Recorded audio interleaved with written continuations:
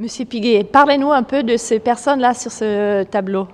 Alors, ce tableau, qui a été peint en 1887, représente les trois filles Hochdé, enfin trois filles Hochdé, Alice avec quatre filles. Et ce sont donc ma deux grandes tantes et ma grand-mère. Donc il y a Marthe, il y a Suzanne et il y a Germaine. Donc Germaine était ma grand-mère et en 87, elle a 14 ans, puisqu'elle était née en 1873. Et les voilà donc sur ce bateau qu'on appelle une norvégienne, c'est-à-dire c'est un bateau à fond plat avec le devant qui est relevé et qui était surtout utilisé pour les étangs, les bassins ou les petites rivières, parce qu'il ne faut pas que ce soit profond. Et c'était un bateau aussi qu'utilisait Monet plus tard, parce que là on n'est pas encore à cette époque, pour aller faire nettoyer par les jardiniers le bassin, entretenir les fleurs. Donc c'est un tableau qui, moi, me parle beaucoup, non seulement parce qu'il y a ma grand-mère, mais c'est parce que moi-même, j'ai passé toute mon enfance à Giverny, enfin les vacances, je l'ai passé à Giverny dans les années 50. Et combien de fois je suis allé faire du bateau sur l'Epte, aller pêcher le gardon. Donc voilà, quand je vois ça, j'ai l'impression de regarder une photo que j'aurais pu faire. Enfin là, j'étais pas vraiment encore né. Mais c'est un tableau, oui, qui me touche beaucoup parce que voilà, je suis en famille. Qu'est-ce que ça signifie que ce tableau maintenant est dans cette exposition-là ? Ça signifie d'abord que Monet a fait un beau parcours, surtout, que la Fondation a fait une très belle exposition, en rassemblant un ensemble de tableaux qui sont très intéressants, pour moi en tout cas, dans la lecture que je peux avoir de cette exposition. Parce que Ulf Küster a choisi une séquence qui correspond à la deuxième période, en quelque sorte, de la vie de Monet, de la vie et de l'œuvre, car chez Monet, la vie et l'œuvre, ça ne fait qu'un tout, à savoir l'installation à Giverny et comment cette installation, qui au départ n'était pas destinée particulièrement à être définitive. Au départ, Monet arrive ici avec ses deux enfants, il est veuf, il vit en concubinage avec mon grand-mère, qui est séparée de son mari, elle a 6 enfants, donc vous voyez, un peu compliqué la situation. Et en fait, ils vont s'installer dans cette grande maison, parce qu'ils ont besoin d'espace. Ils la louent, la maison, ils ne l'achètent pas. Et puis finalement, il va se trouver que Monet trouve son compte. Et ce qui est très intéressant et que donne bien l'exposition, c'est que dans ses premières années 80, puis 90, Monet va chercher ses motifs autour de Giverny, voire jusqu'à Rouen pour la cathédrale par exemple, qu'il va développer un mode qui est la série, qu'il n'avait quasiment pas jusque-là développé. Même la série de Gare Saint-Lazare qu'il fait dans les années 70, c'est pas vraiment ce qu'on appelle une série. Mais là, je rentre dans des lectures très précises. C'est plutôt une suite qu'une série. C'est très important à mon esprit et surtout question de sémantique. Et c'est vraiment à Giverny qui va développer la série avec les meules, avec les peupliers, avec un peu plus loin donc la cathédrale de Rouen, les matinées sur la Seine. Et petit à petit, on observe, si on fait une carte, qu'il va resserrer de plus en plus le terrain, un peu sur le mode centripète, pour finalement acheter le terrain où il va faire creuser le bassin. Donc là, il y a une démarche qui est très intéressante à observer. Comment finalement il va venir se placer vraiment uniquement sur le territoire du bassin et contrairement à ce qu'on pourrait croire, non pas réduire, mais amplifier l'espace considérablement. Donc ça, c'est la magie de l'art et c'est surtout le talent immense de Monet que d'avoir compris, perçu qu'il y avait là cette possibilité pour la peinture. Parce qu'en ouvrant et en amplifiant comme cela, il ouvre les portes de la modernité d'une manière absolument impressionnante. Peut-être même qu'il le dépasse. peut-il imaginer un seul instant que ce qu'il est en train de faire va ouvrir comme ça toutes sortes de pistes? J'ai quand même envie de répondre qu'il en est conscient. Parce qu'il a la conscience de l'histoire. Parce que Monet, c'est quelqu'un, il sait qu'il est dans l'histoire. Il l'a été une première fois avec l'histoire de l'impressionnisme et toute la bande de copains, et après il l'est seul avec les nymphéas.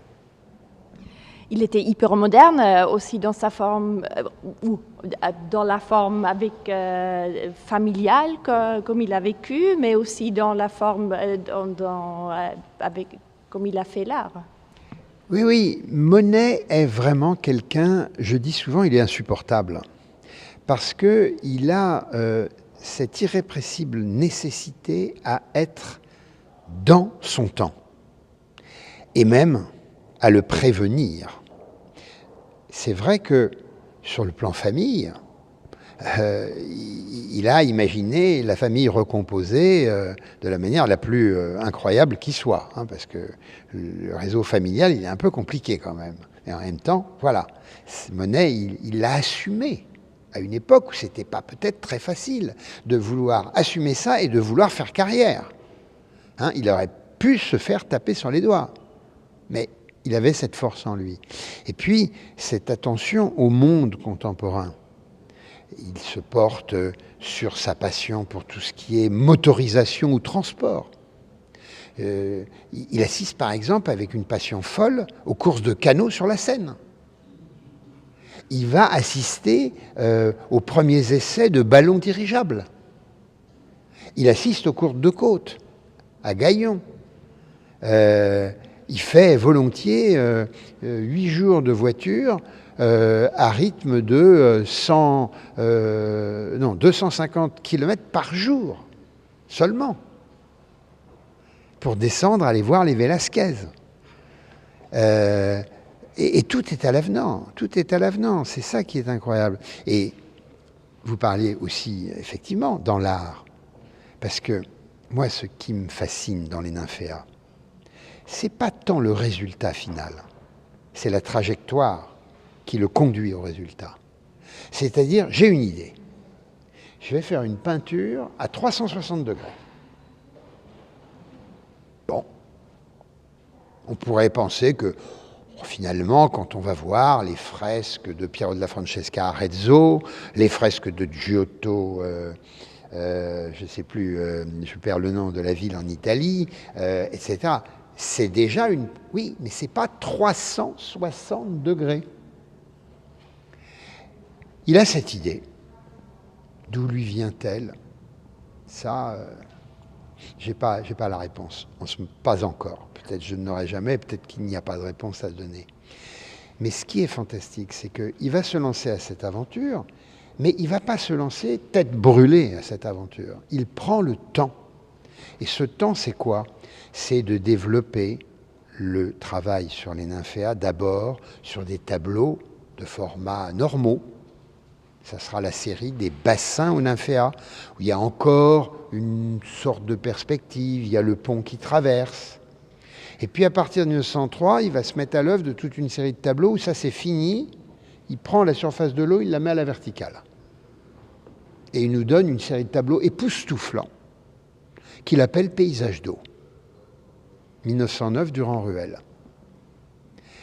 Mais c'est pas suffisant encore, il veut aller plus loin. Il veut faire ces 360 degrés. Comment les faire? Mais il faut construire un atelier. Je construis un atelier. Il avait construit un bassin, il construit un atelier. C'est incroyable, c'est un bâtisseur. Et il fait l'œuvre.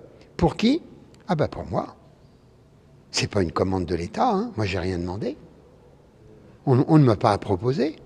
On ne m'a jamais proposé de commande. Mais tant mieux, je suis indépendant. Et ce qui est fantastique, c'est aussi de se rappeler qu'il fait les grandes décorations des nymphéas, qu'il fait construire le grand atelier au printemps 1915. Non seulement il était veuf depuis 4 ans, pour la 2e fois de sa vie, non seulement il vient de perdre son fils aîné, qui meurt au début de 14. Il pourrait s'arrêter et dire, bon, bah, ça y est, hein, je suis dans l'histoire, ça va. Non, non, il continue. Il y a la guerre qui est là. Et finalement, construire l'atelier au moment où il y a cette barbarie, c'est faire un bras d'honneur à la barbarie et dire l'art, la culture va emporter tout ça. Et quand il termine, c'est quasiment au moment où la victoire est signée par Clémenceau, le 11 novembre. Et le 12 novembre, il prend une lettre, « Cher ami, je veux participer de la victoire et j'offre 2 panneaux. » Mais malin, Clémenceau se dit, mais cette œuvre-là, faut qu'elle soit quelque part. Donc il va faire bien travailler ce qu'il faut pour convaincre son ami que peut-être il pourrait en donner plus que 2, peut-être on pourrait les mettre dans un bel endroit. Tout ça va se faire. 1922, on signe. Et pourquoi Monet, finalement, dans un principe inverse, c'est pas l'État qui commande, c'est Monet qui donne à l'État? Pourquoi il en accepte la chose? Parce que d'abord, c'est pas un égoïste. Que cette œuvre, quand il va mourir, il faut bien qu'elle aille quelque part.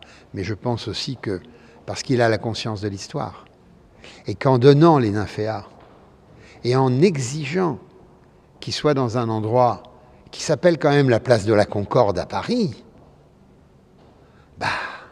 c'est sûr qu'il est tranquille pour l'histoire et qu'il l'aura gagnée. Vous avez 3 mots pour décrire cette exposition ici? 3 mots. Alors, la cible, la période, ça c'est pour moi c'est très bien. Deuxièmement, un choix d'œuvres dont certaines n'ont jamais encore été vues publiquement. Ça c'est deuxièmement. Et la dernière chose, je dirais que ce qui me réjouit, c'est que Monet est chez Ernst. Super, merci beaucoup. Merci.